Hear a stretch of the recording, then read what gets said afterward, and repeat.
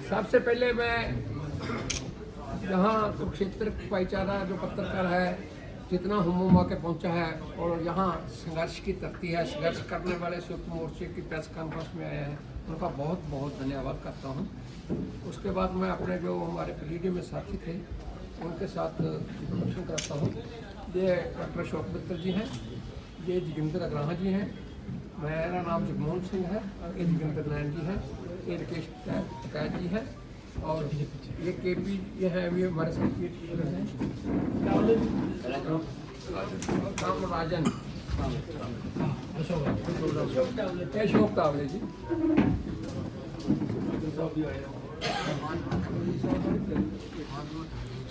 देखिए आज हमारी जो हम साल में दो बार या 3 बार करते हैं जनरल काउंसिल की, नेशनल लेवल की जनरल काउंसिल थी और इस जनरल काउंसिल में जो एक इंडिया के कॉर्नर में होने के कारण कई स्टेट के लोग नहीं आए, लेकिन फिर भी 7-8 स्टेट के लोग डेलीगेट यहाँ पहुँचे और हमने जितना बड़ा एग्रीकल्चर में, किसानी में और खेत मजदूरों में और आम लोगों के ऊपर हमला हो रहा है, सभी एजेंडों के बारे में बहुत गंभीरता से विचारा है और उसके लिए कुछ डिसीजन लिए हैं और वो डिसीजन आपको हम बताने जा रहे हैं। और वो डिसीजन जो लए हैं सभी हमने आम सहमति से लए हैं, कॉमन अंडरस्टैंडिंग बनाकर ले हैं, उसमें कोई मेजोरिटी नहीं, सभी कॉमन अंडरस्टैंडिंग बनी है। यही हमारा तरीका है कि संयुक्त किसान मोर्चा कॉमन अंडरस्टैंडिंग से एक कंसेंसस से डिसीजन लेता है। और मैं सबसे पहले अशोक तावले जी को कहूँगा कि वो संबोधन करें और बोले कि मेन जो डिसीजन है जो आज डील नहीं यानी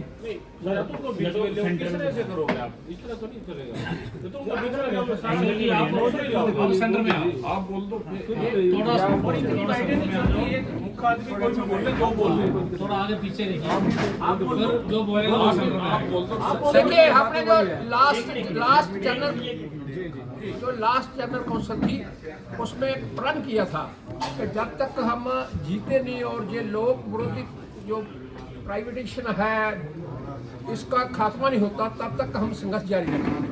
उसको ही हम आगे फिर दोबारा प्रण को और जोर से आज दिया है कि अभी एक और नई बात आ गई है, यूएस इंडिया डील नहीं है। हमारे राकेश टिकैत जी बोले भी थे, तो एक तरफा हमारे ऊपर हमला है और ये हमको दूसरी लड़ाई लड़नी पड़ेगी।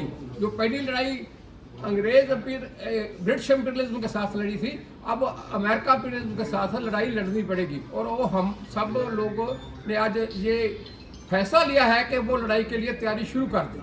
इसके लिए हम पड़ाववार प्रोग्राम शुरू किए हैं। सबसे पहले तो ये बात है कि हम एक सभी स्टेटों में एक बड़ी किसान महापंचायत करेंगे और उससे पहले जंतर मंतर में 9 मार्च को एक जिस तरह पार्लियामेंट सेशन शुरू होना है पैरेलल पार्लियामेंट लगाएंगे और उसमें और ऑर्गेनाइजेशन का साथ भी लेंगे। और उसके बाद 10 मार्च को पंजाब से शुरू होगा महापंचायत, 10 मार्च को बरनाला में महापंचायत होगा। ऐसे ही आगे डेट और आगे स्टेट और स्टेट के कहाँ होगा महापंचायत होता जाएगा। लेकिन सभी आप बोलते हो तो मैं ही बोलूं ये ठीक नहीं है और साथी बोलेंगे। देखिए साथियों, जो आज की ऑल इंडिया संयुक्त मोर्चा की जो आज अपनी मीटिंग हुई है उसके फैसले के बारे में कुछ तो साथियों ने बता दिया कि हम हर उस समय जिस समय स्टेट का हमारे ऊपर अटैक होता है उस समय हम इमीडिएटली मीटिंग करके एक्शन करते रहे हैं, लेकिन साल के अंदर 10-12 एक्शन हमारे हो जाते हैं, इससे ज़्यादा भी कभी कभी हो जाते हैं, कभी कभी इमरजेंसी भी हो जाती है।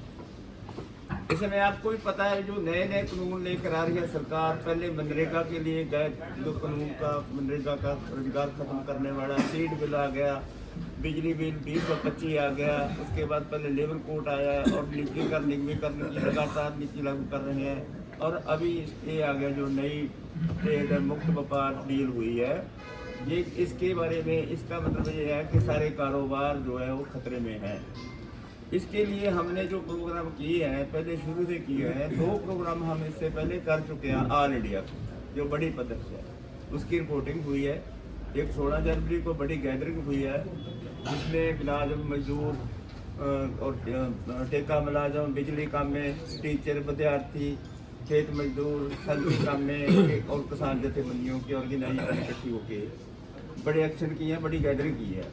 और 12 जो फरवरी है, 12 फरवरी को एक बड़ी हड़ताल की है ट्रेड यूनियन की कॉल के ऊपर। उसमें किसान भी शामिल हुए हैं, मनरेगा काम में भी, और बड़ी गैदरिंग हुई है और बहुत प्रभावशाली इंडिया बंद की जो कॉल थी वो इम्प्लीमेंट हुई है। अभी जो है 26 जनवरी को ट्रैक्टर मार्च हुआ है सारे ऑल इंडिया की कॉल के ऊपर, मोर्चा ऑल इंडिया की कॉल के ऊपर। हमने ये फैसले अपने मतलब जो इम्प्लीमेंट किए हैं उनकी रिपोर्टिंग हो गई। दूसरी एक साथी ने बता दिया है कि 10 मार्च से लेकर 13 अप्रैल तक हम ऑल इंडिया की पूरी स्टेटों के अंदर बड़ी गैदरिंग के साथ बड़ी बड़ी महापंचायतें करेंगे, जिसमें हम कोशिश करेंगे भी सारे उसके अंदर सारे वो हिस्से जो इनसे नीतियों से प्रभावित हैं वो उनकी शमूलियत कराई जाए। 23 मार्च को हम शहीद भगत सिंह का शहीदी दिवस मना रहे हैं। निगमी का निजीकरण की जो नीतियाँ आ रही हैं उनके विरोध में, उसके ऊपर उसको नौजवानों को शमूलियत किस किस तरीके से करनी है, कितनी कितनी गैदरिंग करनी है, कहाँ कहाँ करनी है, वो स्टेटों के ऊपर छोड़ा है, वो अपना उसका ऊपर विचार करना बस।